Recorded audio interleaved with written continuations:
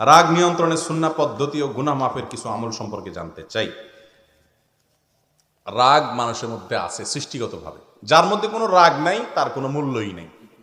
রাগ থাকতেই হবে। একেবারে যদি আপনি বেদা মাছের মতো হন, আছে না এক প্রকারের মাছ, বাইলা মাছ, বেদা মাছের মতো চুপচাপ একদম, একেবারে আপনার ভিতরে কোনো অবস্থার পরিবর্তন হয় না। ছেলে আকাম করে, মেয়ে কুকাম করে, পরিবারের লোকেরা উল্টাপাল্টা করে, অধীনস্থ লোকেরা ঝামেলা করে, গুনাহের কাজ করে, নামাজ পড়ে না, আপনার শরীরে কোনো খবর হয় না। আছে না এরকম লোক?